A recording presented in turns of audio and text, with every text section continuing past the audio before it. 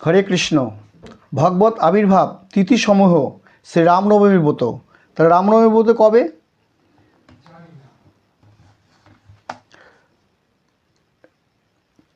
23 চৈত্র 6 April. তাহলে 23 চৈত্র 6 April হচ্ছে রামনবমী ব্রত। অবশ্যই আপনারা রামনবমী ব্রত পালন করবেন। শ্রীরামনবমী ব্রতর হচ্ছে 6 এপ্রিল 23 চৈত্র রবিবার। রবিবার হচ্ছে রামনবমী ব্রত। অবশ্যই আপনারা পালন করবেন। রামনবমী ব্রত পালন করতে হয়, তার সেই বিষয়ে কিছু কথা আমি আপনাদের কাছে নিবেদন করছি।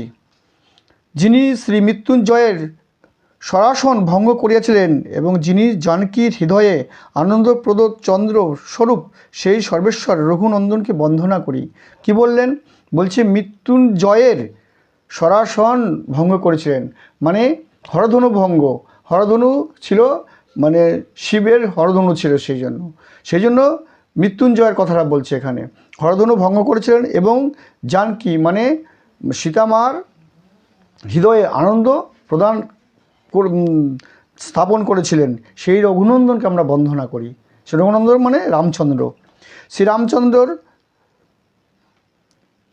চন্দ্রিকায় শ্রী রঘুনাথের জন্মোৎসব প্রসঙ্গে দেখা যায়, শ্রী চৈত্র শুক্লা নবমী তিথিতে যখন সূর্য, মঙ্গল, বৃহস্পতি, শুক্র এবং শনি এই পঞ্চগ্রহ নিজ নিজ উঁচু স্থানে অবস্থিত ছিলেন, মানে যখন ছিলেন এই এই পঞ্চগ্রহ, এবং বৃহস্পতি চন্দ্রের সহিত কর্কট রাশিগত ছিলেন এবং সূর্য মেষ রাশিগত হইয়াছিলেন, পুনর্বসু নক্ষত্রযুক্ত সেই কালে আশ্চর্য গুণরূপ বিভূতি বিশিষ্ট অনির্বচরণীয় মুখ্য তেজ ভগবান শ্রীরামচন্দ্র সমগ্র রাক্ষস কুল রূপ কাষ্ঠ রাশিকে দগ্ধ করিবার জন্য তিনি পবিত্র অযোধ্যা রূপ যজ্ঞকাষ্ঠ হইতে আবির্ভূত হয়েছিলেন। তাহলে মানে কাদের দগ্ধ করার জন্য? রাক্ষস কুলকে দগ্ধ করার জন্য শ্রীরামচন্দ্র অযোধ্যা নগরীতে আবির্ভূত হয়েছিলেন। বলছে বিষ্ণু মার্কেন্ডীয় পুরাণে কথাগুলো রয়েছেন। বলছে রাম, লক্ষ্মণ, ভরত, শত্রুঘ্নকে যথাক্রমে বাসুদেব, শঙ্কর্ষণ, প্রদ্যুম্ন ও অনিরুদ্ধ অবতার বলিয়া নির্দেশ করা হয়েছেন।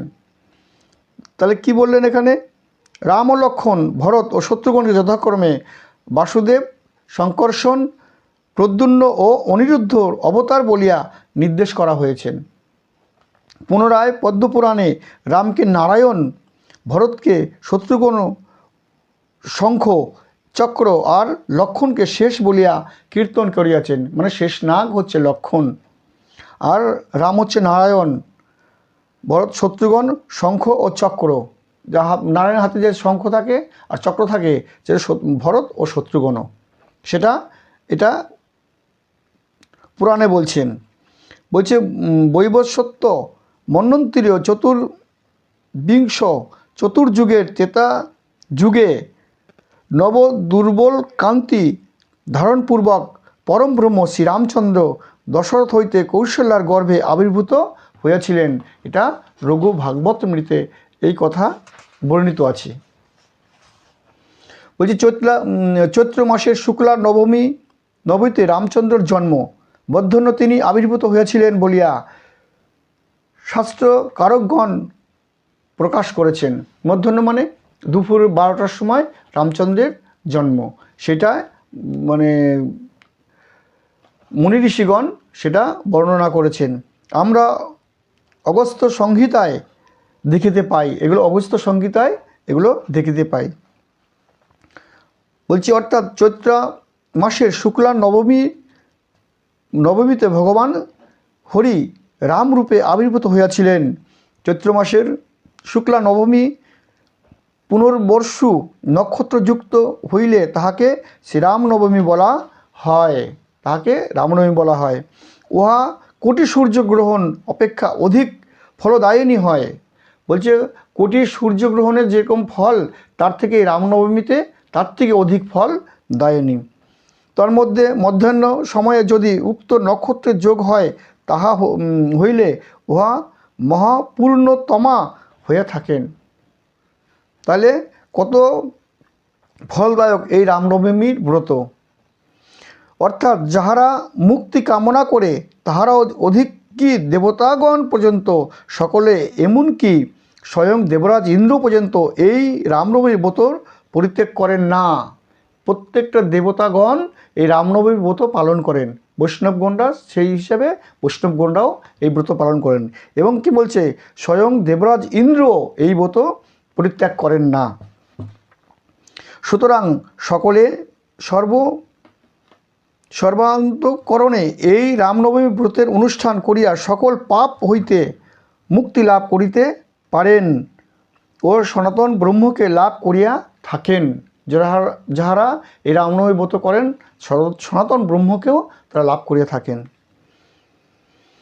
বলছে, যে মূঢ় মনুষ্য শ্রীরামনবমীর দিন প্রাপ্ত হইয়াও তাহাতে উপবাস না করে, সে কুম্ভীপাক নরকে পচিয়া মরে। বলছে এই রামনবমী ব্রতর দিন যে পালন করে না, সেই মূঢ় মানে সেই নরাধম ব্যক্তি কুম্ভীপাক নরকে পতিত হয়ে থাকেন। মূঢ় বুদ্ধি লোক মোহবশত যদি রামনবমীতে ভোজন করেন, সে ঘোর কুম্ভীপাক নরকে পচিতে থাকেন, তাহাতে কোনো সংশয় নাই।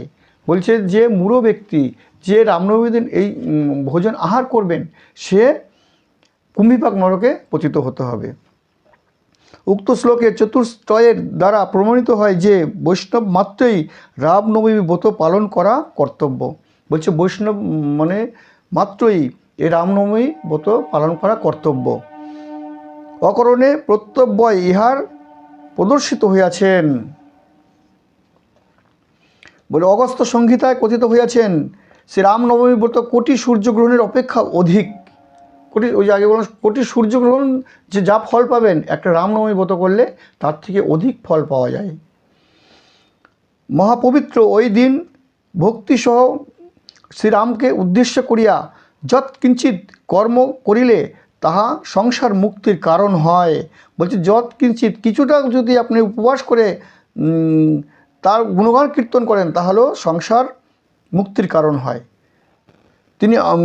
যিনি আলস্য পরিত্যাগ করিয়া শ্রীরামনবমীতে উপবাস করেন, বলছে যিনি আলস্য ত্যাগ করিয়া শ্রীরামনবমীর দিন উপবাস করেন,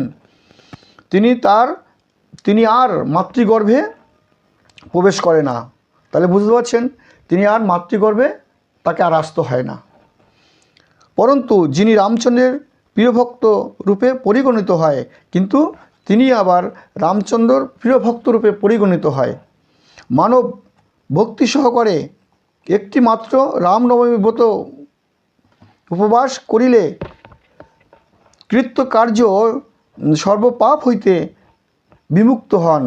অতএব সকলে সর্বভাবে কায় মন বাক্যে এই রামনবমীর ব্রত উপবাস করিয়া সমস্ত পাপ মুক্ত হইয়া সনাতন ব্রহ্ম শ্রীরামচন্দ্রকে প্রাপ্ত হন।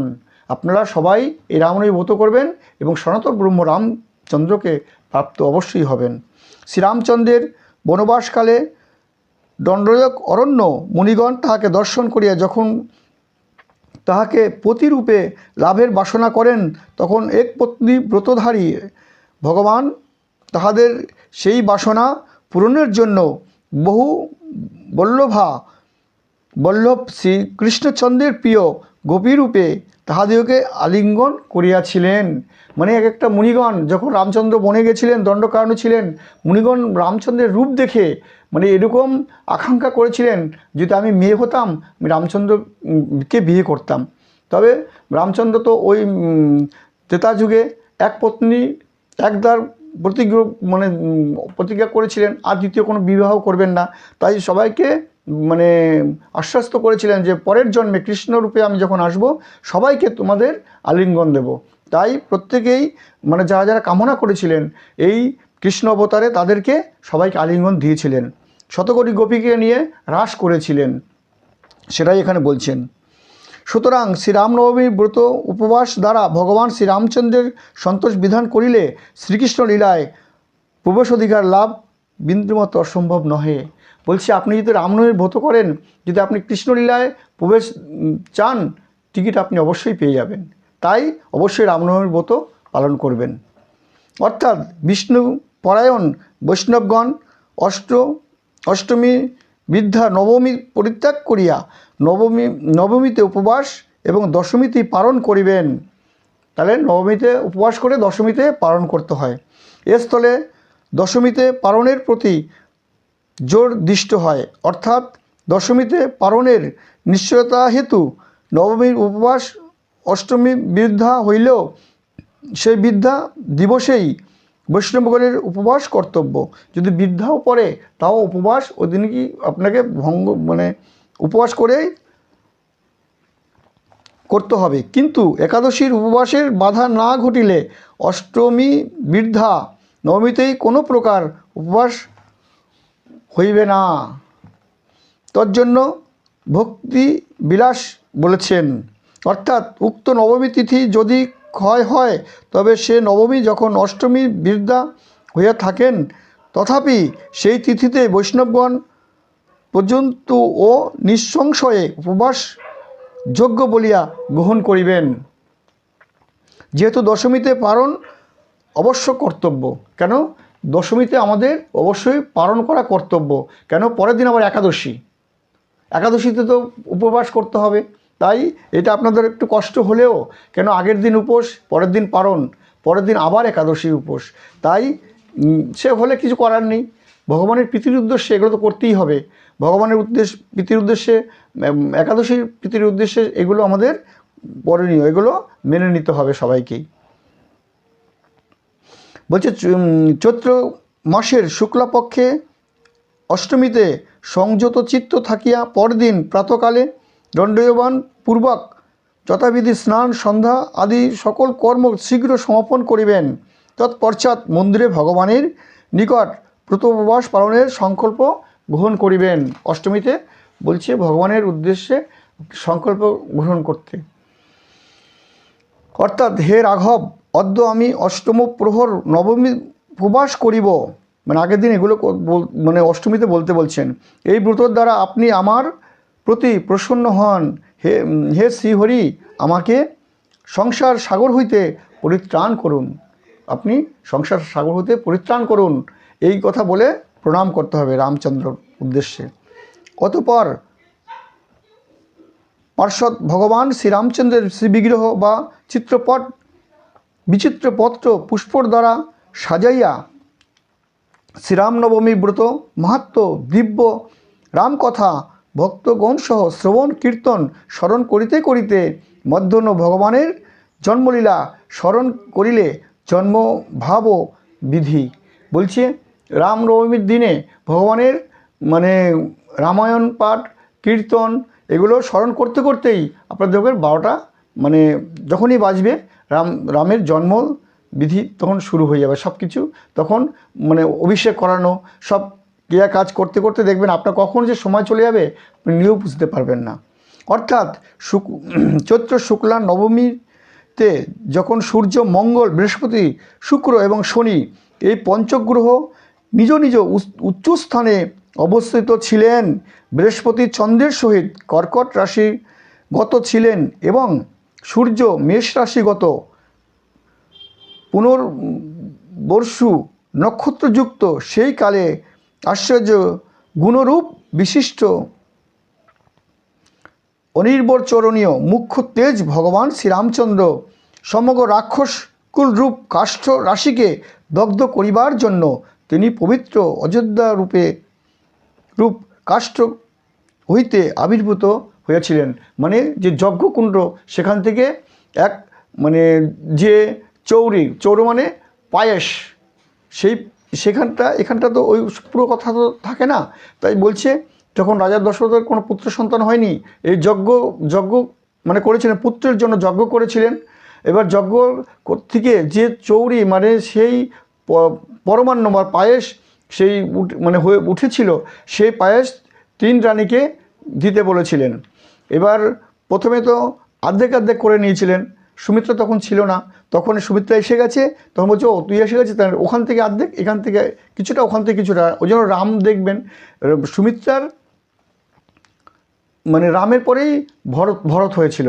কেন কি, যেহেতু মা কৌশল্যা কিছুটা দিয়েছিল, সেজন্য ভরত কিন্তু মেজ, তারপরে মানে লক্ষণ, তারপরে শত্রুঘ্ন, সে এরকমভাবে হয়েছিল। তারপরে ওই জন্য তিনজনের 4 সন্তান হয়েছিল। বলছে এইরূপ বিভিন্ন বস্তু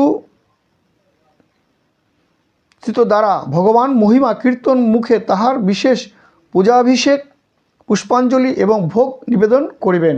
বলছে আপনারা মানে অভিষেক করাবেন, অভিষেক করিয়া তাকে পুষ্প দিয়ে সাজিয়ে মানে নতুন বস্ত্র পরিয়ে তাহাকে পুষ্পাঞ্জলি প্রদান করিবেন।